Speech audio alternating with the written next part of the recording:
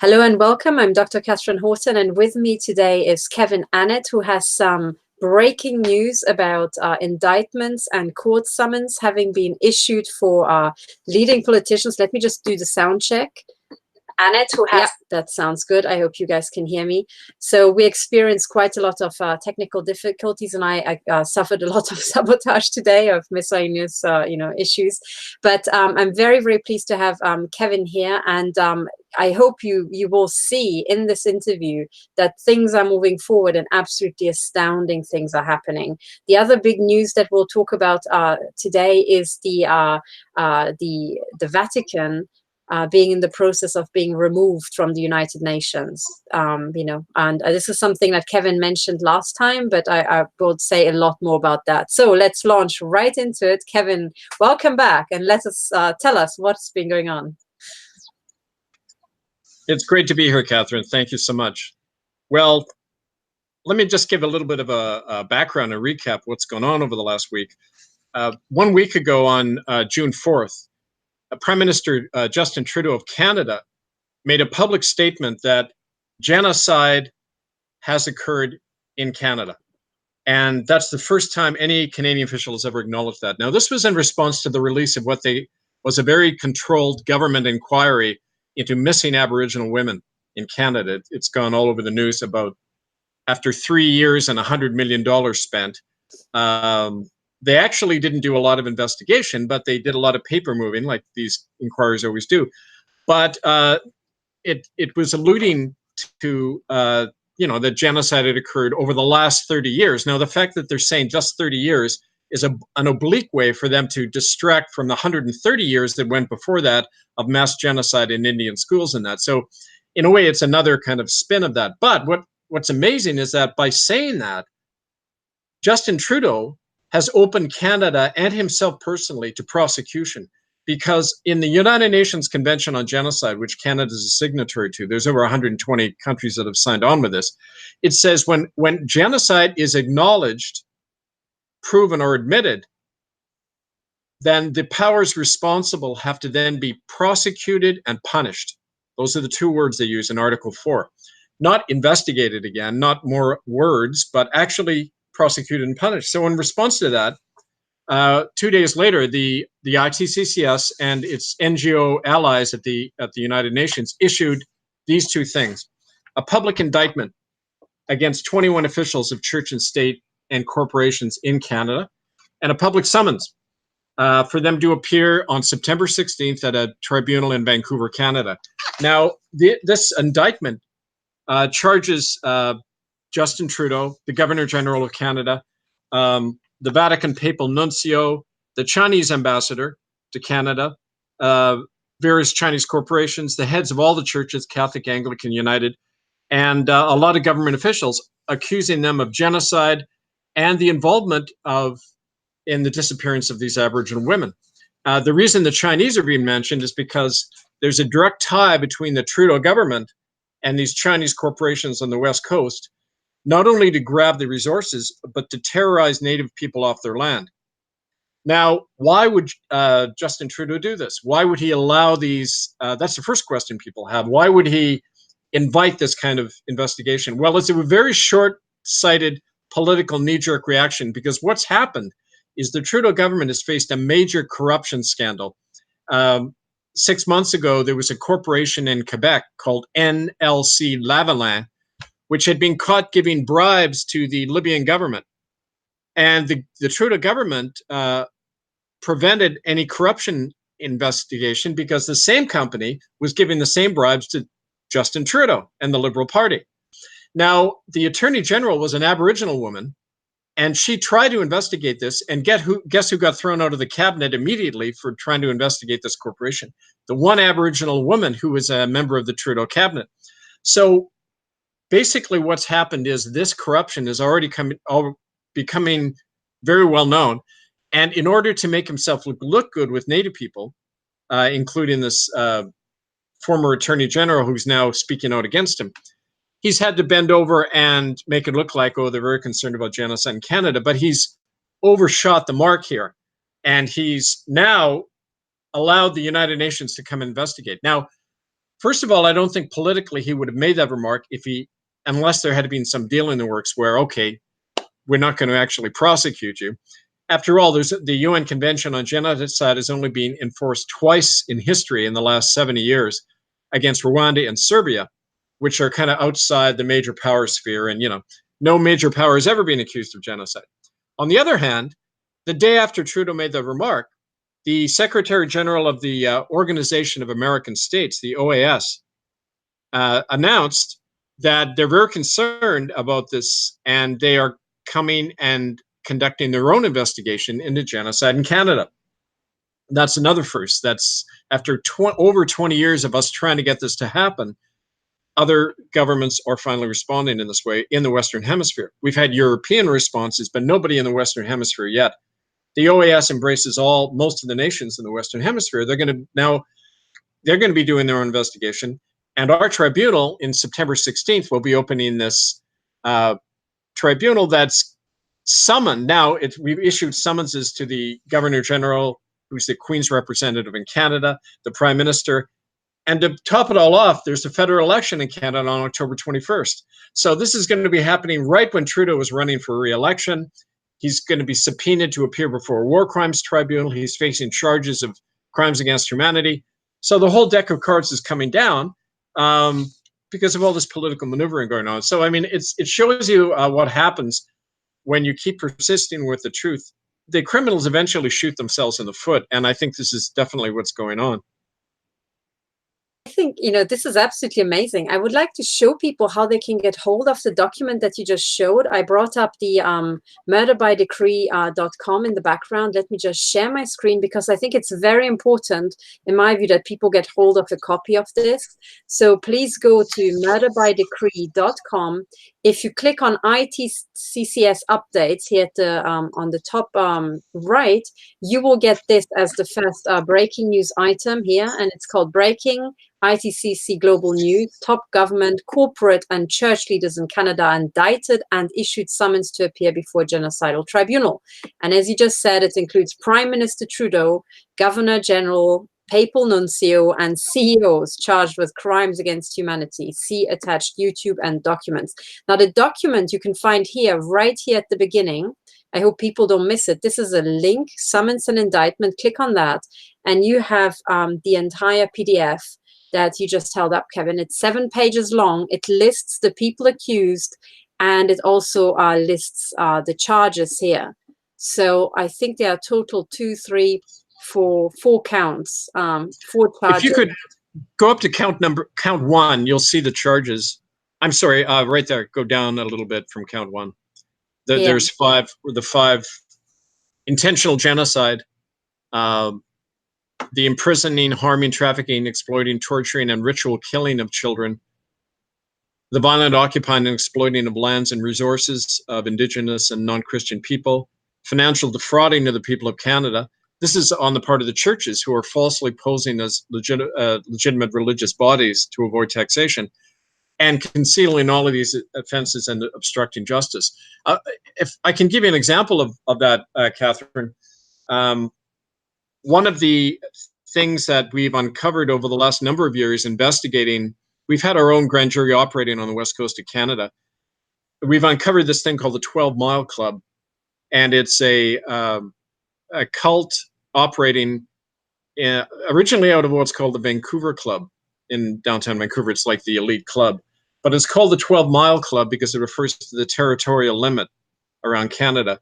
And we found that a lot of these elites are taking children in their private yachts outside the 12-mile limit, torturing, raping, filming, and then killing them, dumping them overboard. And this is involving not just the usual actors, archbishops, Catholic archbishops, military people, government, but now the Chinese are heavily involved. One of the reason we subpoenaed the Chinese ambassador to Canada is because he and another man who's a military figure, he's the Chinese general, they have been linked with the disappearance of Aboriginal women in northern British Columbia, because from our investigations, the early reports that found the bodies of Aboriginal women, they were missing organs.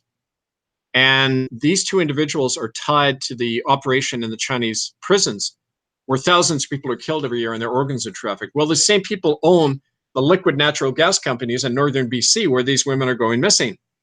So there's a direct link between the Liberal government, the Chinese business partners, the Chinese military, and these mass murders.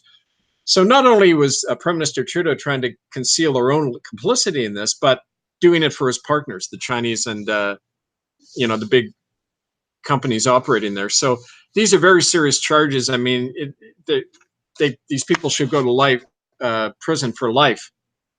In a just world, and this is at least what we're going to be bringing out in the tribunal. Well, you know what? I mean, my personal take on this, because I mean, as I'm a victim myself, and I had several family members murdered in Germany and in communist Romania. My take is that you should first start with aiming for the death penalty, and then be haggled down to life in prison if they're lucky, because these people have it's just like premeditated, repeated murder, and every single count of murder that's proven beyond a shadow of a doubt, I think deserves, the death penalty. And in the US, certainly it does. I'm not sure about Canada. But also the other thing is that when you're talking about military personnel and they are running around killing civilians, always they can be, basically sentenced to the death penalty, because they're military personnel. And throughout the ages, these have been highly psychopathic individuals who don't respond to anything else but their own death. So that's my view. I think you should start with the death penalty and be haggled down if it's at all possible. Well, here's the thing, from long contact with these people, I realize that what they fear the most is not losing their life, but losing their money and their reputation. And that's really what, for example, the church leaders are so concerned about. And in that regard, I want to show you something else. When Indigenous elders this last week heard about what's happened, they issued their own eviction order. And I've got a copy of it here. It's signed by Chief Capilano. He's the traditional elder of the Squamish Nation, which embraces most of present-day Vancouver.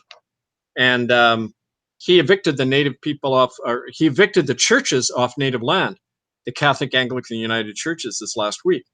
And it's been filed in the British Columbia Supreme Court. It's a legal document. Police are obligated to enforce it. So now it's a question if the native people are willing to stand there and do it. They can throw all 83 of these churches out of Vancouver. So all of these things are happening at once. We also heard yesterday that the Chinese ambassador, who was subpoenaed the other day, has now been recalled to China.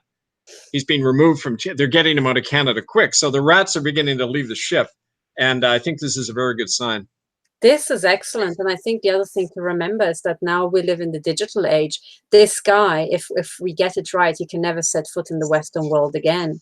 Right. And I think this is something that absolutely has to be kept in mind. The other thing to keep in mind is if they issue eviction orders, I think in the case of the Catholic Church, where it's already has been found to be a transnational criminal organization, I think people should remember that while they are evicting these people, they can hold on to their stuff because the Catholic Church has forfeited its right to property. Isn't that correct? Exactly. That's right. And, the first reaction we always have is to say, okay, well, we have to follow international law. These people should now be prosecuted. But we know in practice, international law is just a farce. Yeah. It's only applied selectively and politically. Yeah. Now, what the second piece of what we say to people is it's therefore up to the citizens. Yeah. These international law imposes obligations on three groups: on other nations, on the criminal nation itself, and also on its citizens. And that's the part we like to focus on. We say this tribunal is under natural law jurisdiction. It's also under the jurisdiction of something that was formed 4 years ago, which is the Republic of Canada. It was a common law republic set up under the law as a lifeboat for people who want to get out from under Crown law jurisdiction. They can take out citizenship in this, and it's being convened on the territory of the Squamish people. They've invited us onto their territory. So in other words, we're setting up a parallel jurisdiction. We're saying, we don't recognize Crown authority or the authority of the Mounties or the police or anyone. It's a criminal jurisdiction. So we've established our own jurisdiction.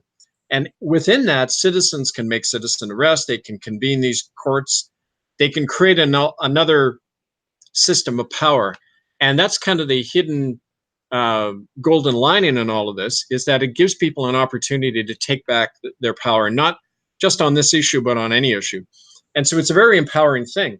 We're saying, for example, we sent a note to the UN Secretary General, as well as the OAS Secretary General, saying, you know, we demand peacekeepers, UN peacekeepers, to go in and protect this tribunal in September, protect the witnesses, protect the judges who are assembling.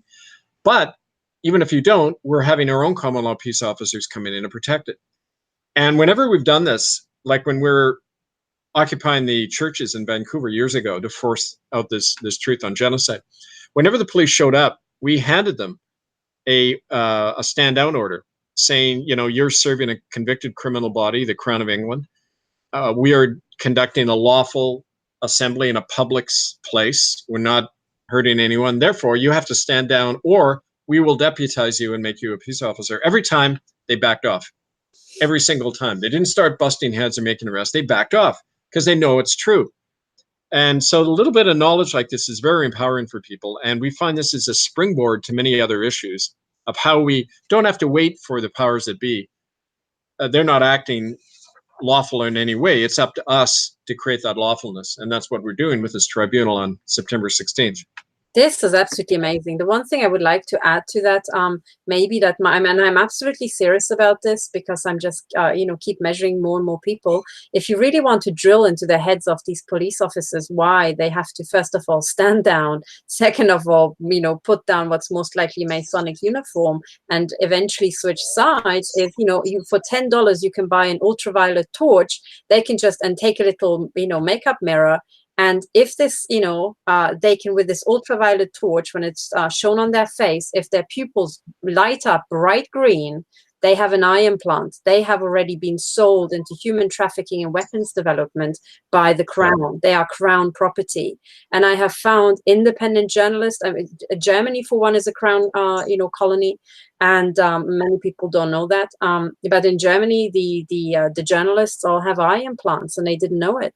You know, so there are certain professions that are high risk, and it, you know, people don't believe when I'm saying this, but, you know, in the middle of your eye, there's a hole, and it should be a hole. It should not be a fluorescent surface that's bright green. So I think the people who have been implanted are typically police officers, of course, agents and pilots anyway, since the 60s, but all police officers, all judges, and all lawyers, because these are professions that are kind of very crucial for the frontline professions for the cartel. So it is in the interest of the cartel. And what they, I think, started doing, because you will see that the police in England has a camera on their vest, is that they're slowly leading the police onto, you know, eye implants and non-stop monitoring. But the big fat truth is that this camera big toy thing on the police vests is just a show, and the real camera is in their eyes. But it means that they, you know, the Lockheed Martin software pools what they are seeing 24/7, so also at home in the bedroom. And at first, when you tell people, they don't believe you, but eventually, you know, I think things will start working.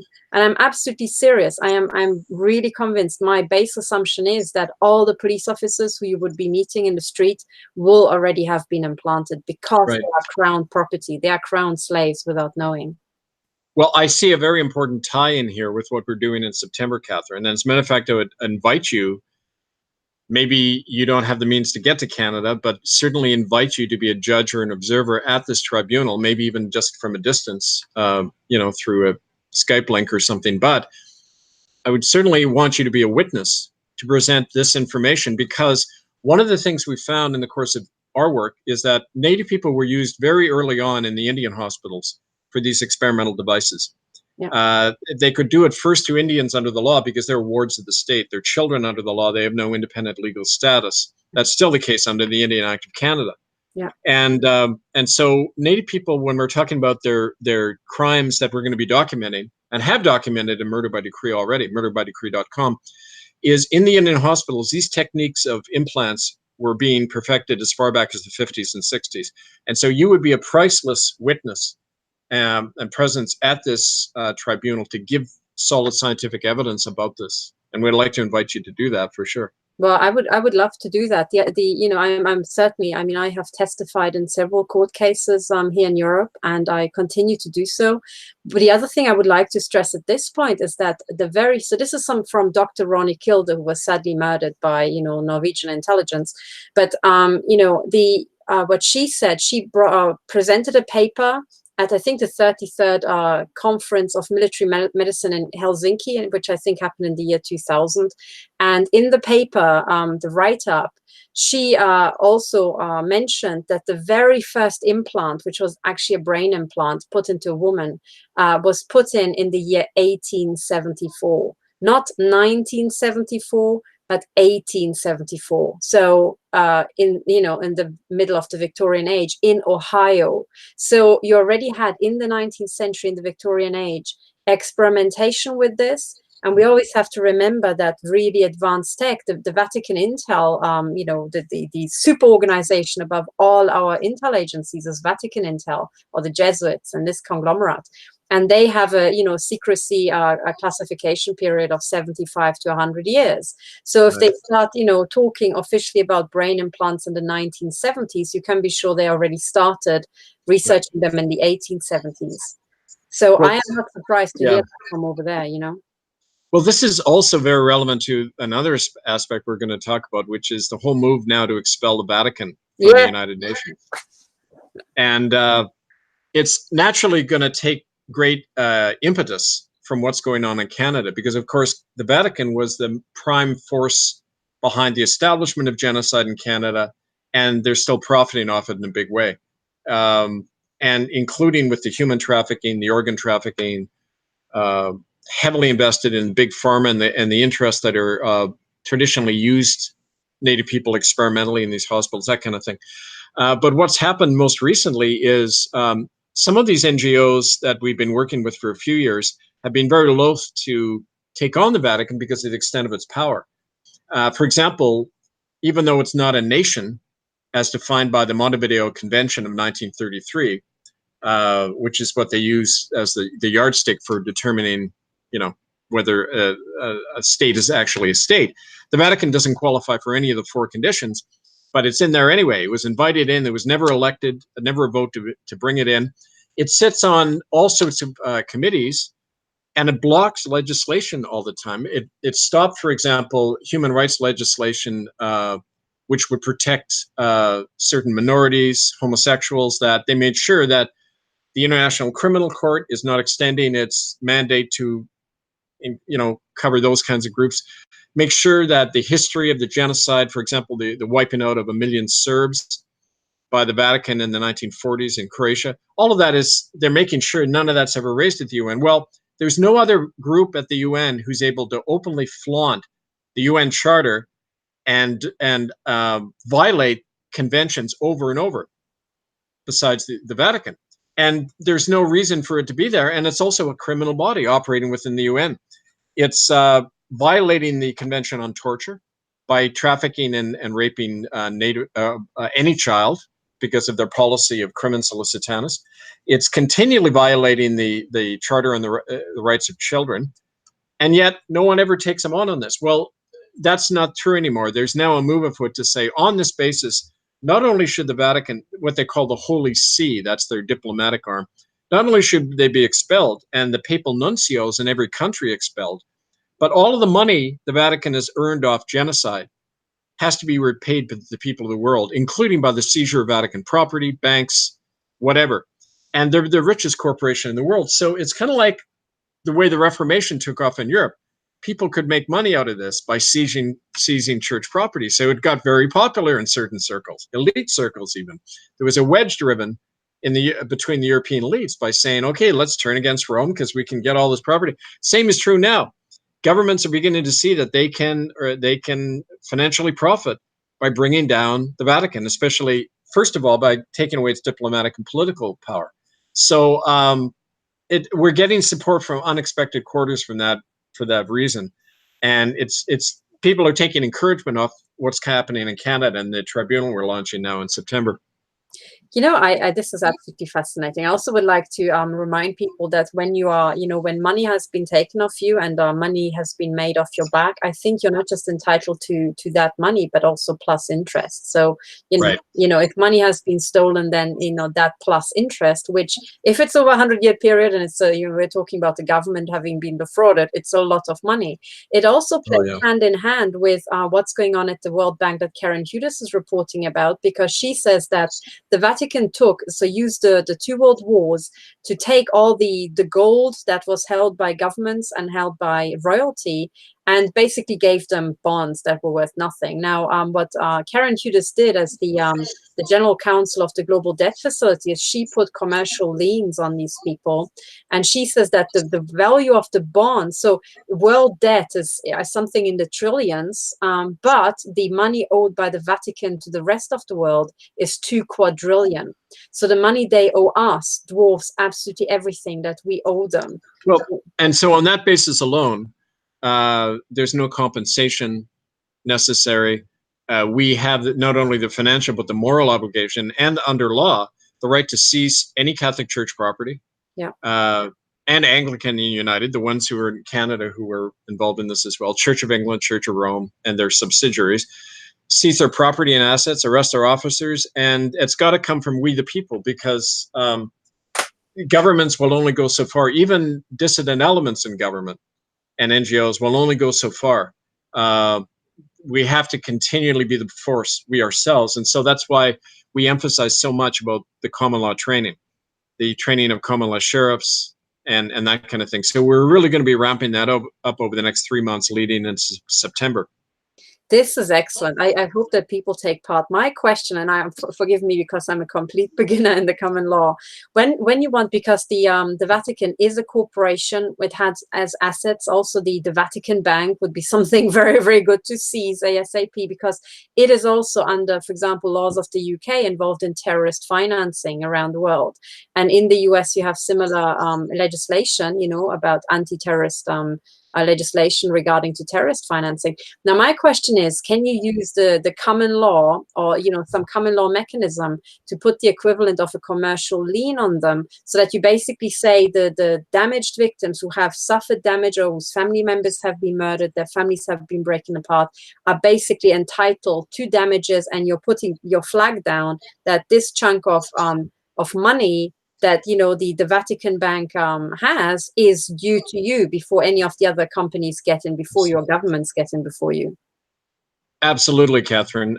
There's that mechanism. Now, normally a commercial lien, from my understanding of it, is usually one person acting to recover, a debt or in the face of a fraudulent contract or something like that. In common law, don't forget, it has universal jurisdiction.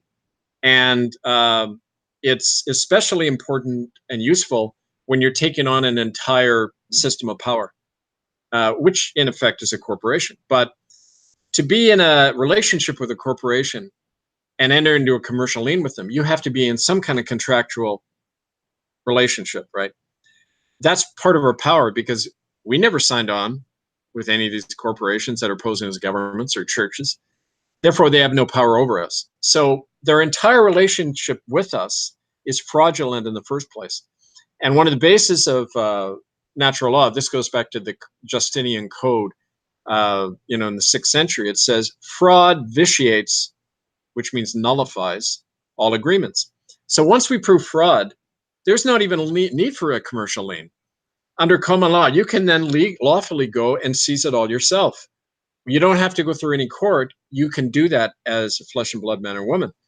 And what the common law court does is give you sanction publicly to do that.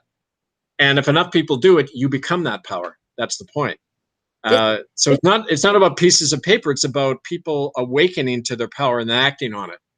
This is absolutely amazing. So what I was thinking is that when you have a debtor, you basically get a queue of people who are owed money, and then it's when it's a company that's about to go bust, as in the Vatican, it's very important where in the queue you are. So if any big players get in before you, you will maybe end up penniless because the company has been liquidated and there's no money left. But what I'm also thinking is that it's not just the Vatican. It's also all its tentacles that go with it. Oh, yeah. Because with the Vatican Bank go all the all the central banks, if I'm not mistaken, goes the Federal Reserve, because there's something called the One Bank, and guess, who owns that thing? And also all the secret services, which are not under the control of the government. They are for example, in the case of the NSA, which is heavily involved in human trafficking, especially the signals coming from the data from the signals of body implants. It's a private for-profit corporation. Guess who owns that one? So once you tackle the Vatican, you can tackle all the different branches of this huge octopus. So this is absolutely amazing. And that's, what you're saying is that's one of the reasons it's so important to reach the hearts and minds of the people we're talking about in the power, in the police, for example. One of the things, I'm giving a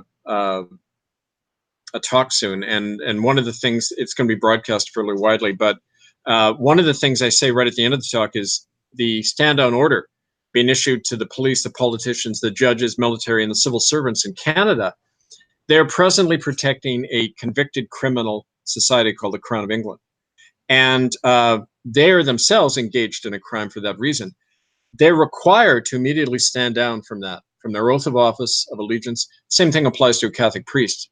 They have to nullify their allegiance to the Pope. Otherwise, the full weight of the law can fall on them as well. And people are beginning to waken up to that fact. And so what we're finding is you reach a critical mass and then the whole thing falls apart. And I feel these days we're almost kind of right on the cusp of that. We're right on the tipping. It just takes a little bit more effort. And that's why I say to people watching this, don't get the impression that you're one person. One person can have a tremendous impact if you're at the right moment and the right place with the right ammunition. And, like a match dropping into a gunpowder barrel, right? It will ignite, and we can't judge when or where that'll be. We just have to keep persistent, because one day that'll happen. And we've seen that happen over the last 25 years in our work. It's happened again and again, and it's happening now as we speak. So we can take hope from this and be even more determined based on all of this we're talking about today, Actually, as somebody who looked into the physics of the system, I can tell you even more. I'm not sure if you noticed, Kevin, but sorry, this is my radioactivity monitor. I'm being hit by very high rates of radioactivity. What I'm saying is that it's what many people misunderstand is that they think that systems are linear. So it means that the past 20 years or the past 5 years or the past year is a predictor of what's going to happen the next year and the next 5 years, because they assume that the rate of change is linear, so it's constant, but it's not constant. What we're doing, so the physics that applies here, the laws of physics, are those for phase transition, which is highly nonlinear. And it's when a system flips, and what you can prove how spectacular a phase transition is by taking, a bucket of water and cooling it very slowly. And there's a point where you supercool it. So the system goes down, it's called adiabatically, okay? It goes down in temperature, but you have never given the system enough energy to turn it into ice. And then this bucket sits there, and then all you need to do is just, tap the side of this bucket, and suddenly the entire thing turns to ice. It's spectacular, but the energy released in that system just goes bam. Now that's a super cool system, but it's ultimately the power of phase transitions, and the phase transitions are made up of all the little atoms undergoing a phase change. Now, the reason why we have a phase transition, the physics of phase transition apply right now, is because we are dealing with a society that is being networked and is still in the process of the network coming online. Networks are the most nonlinear things we have on the planet, right? They are like nuclear explosions in a sense. So things go viral and things like that. So in a nonlinear system, what you will see is a hockey stick, always hockey stick like changes. So, you know, at first it goes really quickly and suddenly it goes instantly and you don't know why. And that's because while you were fighting on your own, as long as you keep reporting, as long as you keep feeding information into the system, you're silently activating people around you who will also start moving. You don't see them because you can't keep track of millions of people. And then suddenly, boom, everyone does the same action. So what I see right now is I can tell you, we have passed the point of no return. We are now this, you know, past the point, and now things will start accelerating massively. And this is why I suddenly start getting really concerned that all the victims, I want the victims to take first place in the queue of debtors, because very soon governments will come in and will say, look, our social expenses, we want the money back from the Vatican with interest to pay our social obligations. And before long, you have basically bankrupted the Vatican, you know? Right. Well, you know, it got me thinking when you were talking as well that it's often observed that in the last stages of any system that's dying, whether it be an empire, a political regime, whatever, the leaders, the people at the top, make decisions that are increasingly self-destructive. Barbara Tuchman, the historian, talked about that in looking at the policies of the European powers just before World War I. And that led to revolutions and everything, collapses of kingdoms all over the world after World War I. Well, it's true now, we're seeing the same thing. When we talked about Canadian Prime Minister Trudeau saying, yes, the quote he said was, genocide happened here. It was genocide. Now, why would a ruler ever admit that? It isn't just because he's doing something in a political panic, although that might have been a factor. It's also because his own thinking is shifting. It's coming around. It's because so many of us didn't say child abuse. We said genocide, genocide, genocide. It's true. It's permeated even the minds of the elites. And now they realize that, yeah, they can't deny it anymore. But then their whole legitimacy falls apart because under their own laws, Trudeau should now be in jail. So we'll do the job for the system. We'll be happy to do that, put him away. But the point is that that's a sign of a system coming down. And that's true not just in Canada, but all over the world now, I think. You know, what will massively benefit you are two things. Number one is also the, because they used all these false flags that the intelligence agencies have organized to set up draconian anti-terror laws that are absolutely unprecedented. Last time we had them was in Nazi Germany, and they assumed they will be always there to take over. So in Nazi Germany, the Nazis put in the laws and then the Nazis used the laws. But the Nazis didn't have a networked society and no phase transition. Now we're right in the process of a phase transition. They just put in the anti-terror laws, thinking they will be there next week and the year after, but they won't be there because there's a phase transition. So we will, you know, go in there, we'll have all this legislation, and guess what? We have all these terrorists. And we are at liberty, even within the national laws, to do all sorts of stuff, detain them forever, you know, take them somewhere and throw the key away. They just made it all legal. And the real key is because at some point in this phase transition, you need physical enforcement. And for that's why I keep talking about these implants, because it's not just, you don't just have a government office, you have a personal capacity as a family father, as a, you know, relative of somebody, as a wife or as a husband. Now, the moment when you realize that you yourself have been trafficked, and when you comprehend that you have been loaded in with all your implants into a absolutely massive, ginormous artificial intelligence computer simulation that will decide the point of your death, right? That's when most people say, hang on, I've never signed up to that, when it's about their own ass, so to speak. And fortunately, the technology put into people is very easy to find at this point. And so many people have very kind of old technology that is blindingly obvious to find.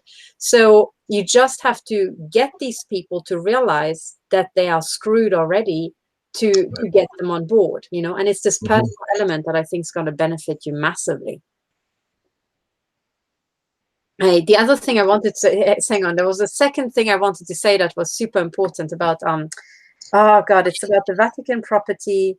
I think, you know, what people, the public really needs, I'm desperate for that as well, is, you know, little templates to follow to help bring this about. So are there any, notices of liability or any claims for assets or claims for damages that people can file? Send it to the Vatican, address, the Vatican post box, wherever that is. A more effective thing to do is just do it at your local Catholic church or where the local diocese have their office, and do it on a Sunday morning. Make a big show of it. That's what they don't like. Their weak link in their chain is not the Vatican. It's not that bureaucracy in Rome. The weak link in the chain of their individual congregations, the people who put money in the collection plate, because they erode at the base and they have no foundation. And so I would say to people, emphasize local action, especially at the church offices. We've had great fun doing that. For example, in San Francisco, the Catholic diocese actually is built about 50 feet away from the oldest Franciscan mission in California. But the front of that mission is a mass grave of Indian people who they worked to death. This is the guy who Bergoglio, Pope Francis, applauded. He said, this man has great zeal. We should, and he made him a saint, Junipero Serra. This so-called saint, who Bergoglio loves, killed over 100,000 people, worked them to death on a slave plantation. A lot of their bodies are right there in the front area of the Catholic diocese in San Francisco. So a bunch of people, Native people and others, got together, and they were standing there, hold a big press conference, about why the Catholic Church should lose their tax-exempt status, why they should not be supported anymore. Created a great splash, much more than, if we had a kind of appealed to whatever, a letter to Rome or whatever, so I mean, I would just say that do your local research and emphasize local action. That's what's got us this far, right? Oh, absolutely. Just think about how much you can pay from all their stuff, selling it on eBay. Yeah. The other thing, I wanted to give people a link because you mentioned all the qualifying, what's it called? The conditions that the Vatican had to satisfy to even turn up at the UN, none of which they satisfy. And when I researched these points, I discovered that in the UK, Geoffrey Robertson QC wrote a book about this, The Case of the Pope.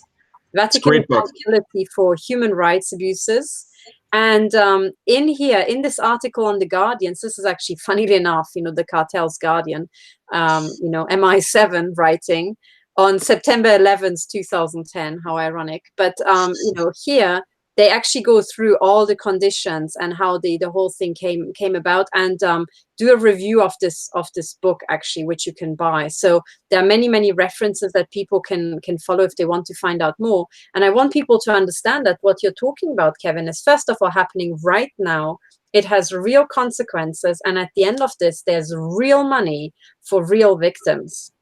The other question, just maybe my final question, would be, I have heard from Karen Hudis that the social security numbers and birth certificates are used for slave contracts that are sold on the stock markets and special slave contracts. I presume that this goes back to some slave contracts, devised by the Vatican.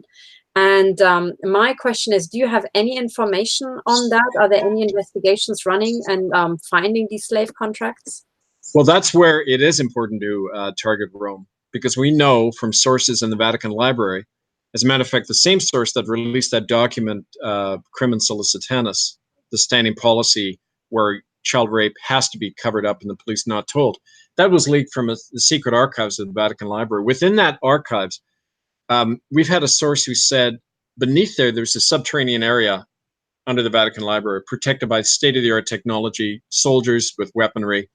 And in there, he says it's several football fields long of files. And within those files are records going back to the 4th century. And those records are of anyone who's ever faced an inquisition, anyone who's ever been killed by the church or interrogated, and birth records.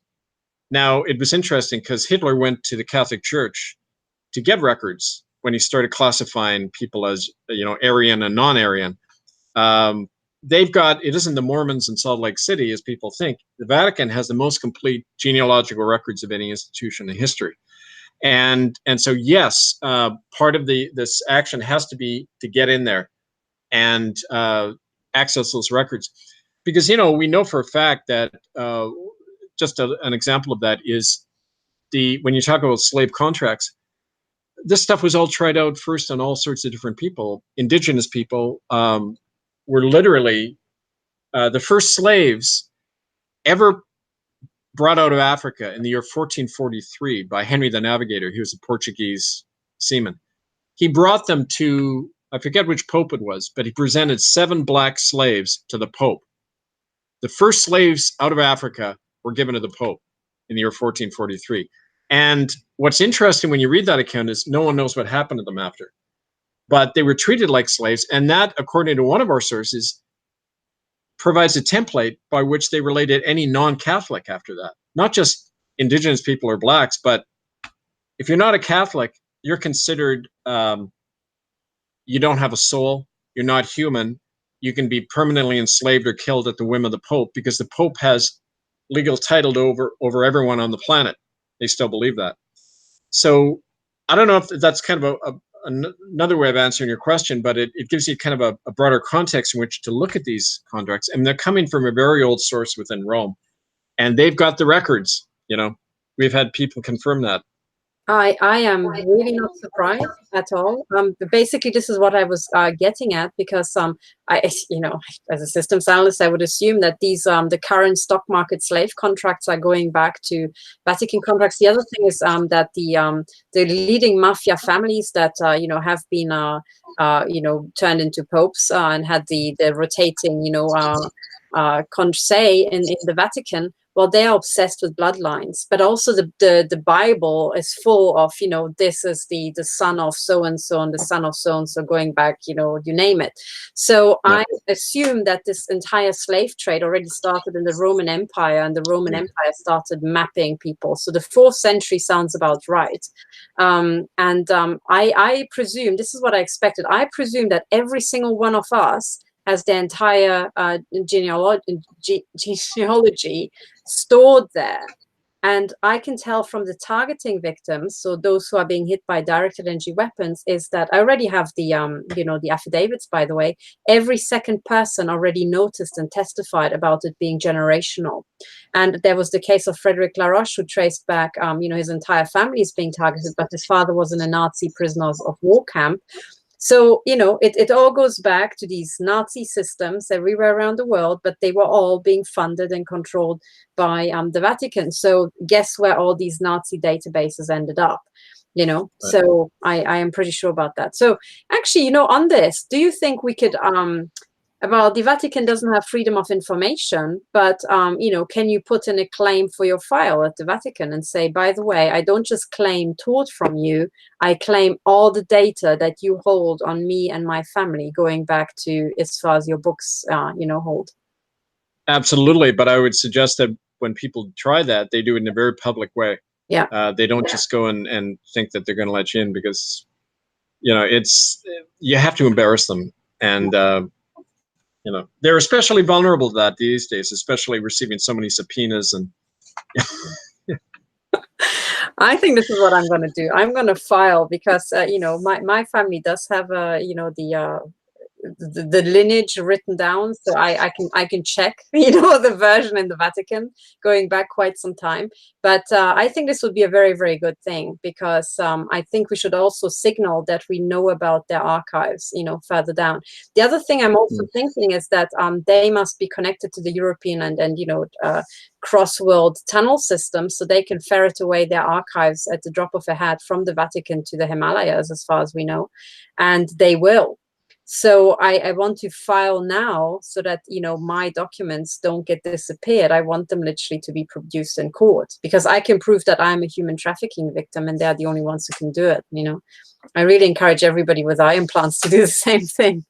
But anyway, so Kevin, what are the next steps? What are the next dates for people to watch out for? What are the next? Well, on Monday, July 1st, there's our network is having a press conference right at the United Nations to ramp this up even more, demand that the UN members provide peacekeepers, provide forensic specialists where we can excavate mass graves that we know of in Canada. And we need everyone on board with this, so that, for example, there's a support network growing. During the time of the tribunal, we'll want people to do actions in other cities all over the world aimed at the perpetrators.